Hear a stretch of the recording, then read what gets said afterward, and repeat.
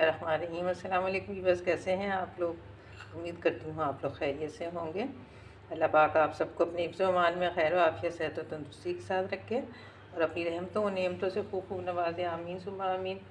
तो व्यूअर्स, आज हमने अपने किचन में मज़ेदार सा बटर स्कॉच डेज़र्ट तैयार किया है। तो हमने इसको किस तरह से तैयार किया है, तो चलिए देखते हैं इसके लिए आज की रेसिपी। यहाँ पे व्यूअर्स मैंने 1/3 कप जो चीनी ले ली है। सबसे पहले हम अपना कैरेमल तैयार कर लेते हैं। तो इसे हमने लो फ्लेम पे करना है, इसमें पानी वगैरह भी यूज़ नहीं करेंगे। अभी भी उसमें मैंने हाफ़ कप दूध ले लिया है। इसमें 1 टेबल स्पून जो है कॉर्नफ्लोर शामिल करके इसको अच्छे से हल कर लेंगे ताकि इसमें कोई गुठली वगैरह ना रहे। तो यहाँ पे भी बस हमारी चीनी जो है कैरेमलाइज होना स्टार्ट हो गई है। जब से मैंने इसको रखा बिल्कुल भी नहीं हिलाया।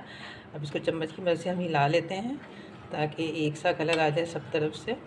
तो इसको आप लो फ्लेम पे करेंगे तो इसका कलर भी अच्छा आएगा। और दूसरा, इसमें अगर आप तेज़ आग पे करेंगे तो ये जल भी सकती है और फिर जलने की स्मेल की वजह से ये कड़वी कड़वी हो जाती है।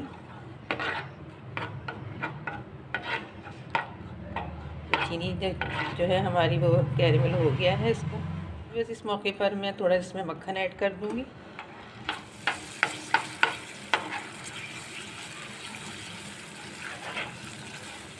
और मक्खन को भी जो है इसमें अच्छे से मेल्ट कर, मक्खन भी इसमें मेल्ट हो गया है। अब इसमें से थोड़ा सा कैरेमल है, यहाँ पे मैंने बादाम लिए हैं 7 से 8 अदद, इसमें डाल लेंगे।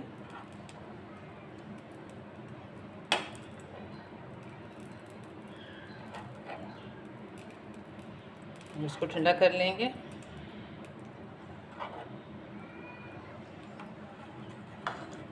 और बाकी में जो है हमने यहाँ पे 1 गिलास दूध लिया है, वो इसमें ऐड कर लेंगे।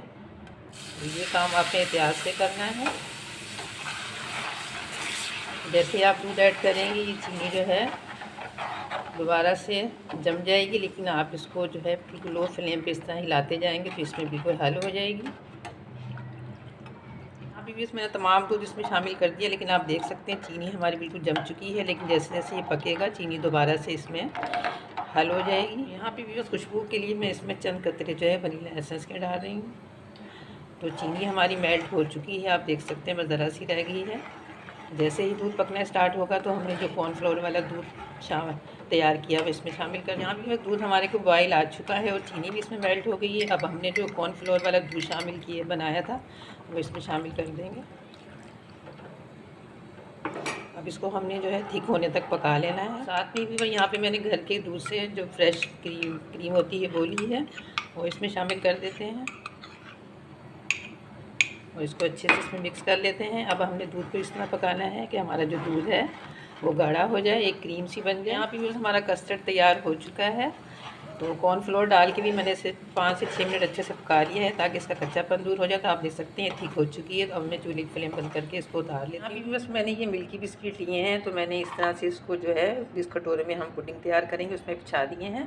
तो अब हमने जो कॉर्नफ्लोर की पुडिंग तैयार की है, यहाँ पर उसे कस्टर्ड भी कह सकते हैं, तो इस तरह से बिस्किट के ऊपर फैला देते हैं। बस मैंने एक तह लगा दी है, अब दूसरी तह में फिर हम उसी तरह से बिस्किट लगाएंगे। तो यहाँ पे बस मैंने दूसरी तह भी लगा दी बिस्किट की। अब हम जो बची हुई अपनी पुडिंग है वो इस पर डाल देते हैं। बस मैंने दूसरी तह पे भी जो है कस्टर्ड डाल दिया है। अब बाकी के जो हम बिस्किट हैं इस तरह से फिर तीसरी दफ़ा ऊपर लगा देते हैं। तीसरी तह भी लगा दी। अब जो बचा हुआ कस्टर्ड है इसके ऊपर डाल देंगे और डालने के बाद इसको हम फ्रिज में रख देंगे ताकि ये सेट हो जाए। कैरेमल सेट हो चुका है। अब मैंने इस प्लेट से निकाल लिया है। अब इस तरह इसमें डाल के तो हम बेलने की मदद से इसको क्रश कर लेंगे, ये आसानी से क्रश हो जाएगा। जिसको मैंने क्रश कर लिया है, आप देख सकते हैं ये अच्छे से हो गई है। अभी भी बस मैंने 200 ml व्हिपिंग क्रीम ले ली है। तो अब हम इसे बीट कर लेंगे। तो हमने इसको इतना बीट करना है कि अपनी क्वांटिटी में डबल हो जाए और इस पर स्टिफ पीक्स आ जाए।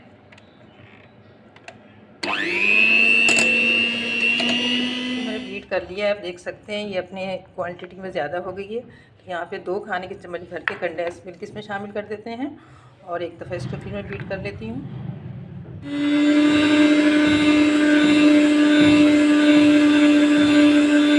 कंडेंस मिल्क डाल के भी मैंने इसे बीट कर लिया है। अब हमने यहाँ पे जो अपना बटर स्कॉच बना के रखा था और थोड़ा सा इसमें हम शामिल कर देंगे और शामिल करके इसमें मिक्स कर देंगे। अभी इसको मैंने मिक्स कर लिया है। अब हमारी जो पुडिंग है वो भी सेट हो चुकी है। तो अब हम जो है अपनी ये जो क्रीम हमने व्हिप की है सारी इसके ऊपर लगा देंगे। को भी बस मैंने सारे ऊपर फैला दिया है। अब हमने ये जो बचा हुआ हमारा बटर स्कॉच है, इसको जो है हम इस तरह से इसी गार्निशिंग कर लेंगे। तो आप अपने हिसाब से, अपनी पसंद के हिसाब से आप किसी तरह से भी कर सकते हैं। तो यहाँ भी बस हमारी पुडिंग जो है वो सेट हो गई है। इसमें 2 घंटे के लिए फ्रिज में रख दिया था। मैं आपको उसको निकाल के चेक करवा देती हूँ।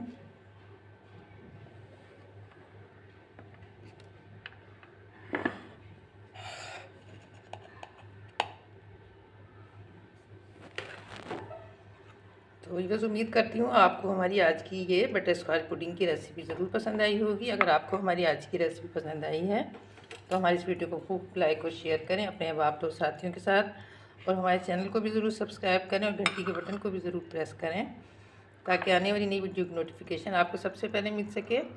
तो मिलते हैं नेक्स्ट वीडियो में एक नई रेसिपी के साथ। जब तक के लिए अल्लाह हाफिज़।